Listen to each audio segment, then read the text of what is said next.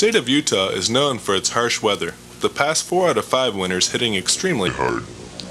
With a deer population of 500,000, 1/3 of them are severely affected by this extreme weather. Out of this, 1/2 will die, which means between 75 and 80,000 deer.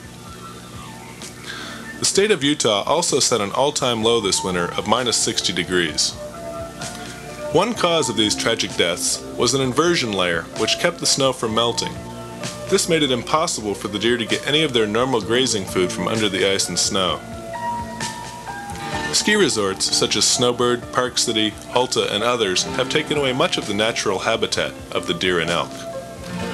From the beginning of November, members of the Utah State Department of Wildlife Resources have spent many hours in meetings discussing the fate of deer and elk with wildlife officials.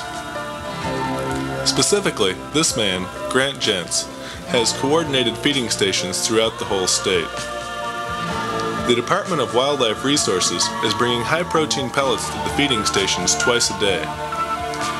The average deer will eat 2 to 3 pounds of these pellets per day, bringing the total cost to over $200,000 per year.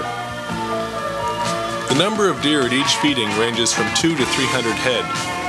This number is expected to increase when more deer locate these feeding stations. The United States Army has donated ammunition boxes to be used as feeding troughs, similar to boxes built and donated by private companies. Grocery stores and private citizens have donated food which the Department of Wildlife Resources claims is not as nutritious as the high-protein pellets. Christmas trees, which are normally discarded, are found on the hillsides and at the feeding stations. The Department of Wildlife Resources also regards this type of feed as unnutritional. Although the feedings have been quite successful, many deer will die due to the severity of this year's winter. Many donations have aided the deer in their plight for survival, such as this hay-filled boxcar donated by Georgia farm workers. Other individuals like Frank Bowman, a Morgan County farmer, have taken it upon themselves not only to donate the feed, but to put it out for the deer every day. Although Mr. Bowman and his hired assistant Craig Whittier maintain an abundant supply of feed for the deer and elk, an average of 3 deer are found every day on his property, dead from starvation. Farmer Bowman must take it upon himself to remove these dead deer.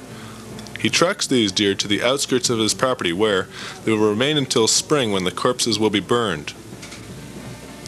The Utah Farm Bureau Federation is also concerned with the welfare of the animals, yet its representatives present a viewpoint conflicting with that of the Department of Wildlife Resources. Stan Bell, director of the Utah Farm Bureau Member Relations, blames the severity of the situation on the Department of Wildlife Resources' mismanagement of the herd. Had the Department of Wildlife Resources been more conscious of the increasing trend towards severe winters, perhaps a situation such as these deer invading farm animals' feeding ground, trampling and defecating on livestock food supplies, and destroying homeowners' ornamental shrubberies could have been prevented. As it stands, the farmers have had to spend thousands of dollars on protective fencing.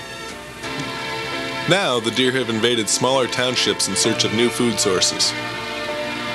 The townspeople have been forced to wrap their bushes in burlap and plastic to prevent foraging. The deer come down from the highlands into the populated areas and have brought with them yet another problem: traffic fatalities, which will surely reach an all-time high by the end of the 1983 fiscal year. Energy depletion and hunger cause the deer to carelessly and lethargically cross heavily traveled streets, resulting in the inevitable death. The Utah Farm Bureau, attempting to reduce the number of these gruesome highway deaths, offered the suggestion that a special late hunting season be opened. Ecologists were quick to criticize this suggestion, however, stating that the result would be a massacre, not a sport, as the deer are now so unfearing of man that one could be taken home alive if desired. Only the future will tell how successful the 1983 feeding program will be, but other unanswered questions must be answered now. What are the real reasons for the severity of the situation? How could it have been avoided? And what is going to happen to these deer next year?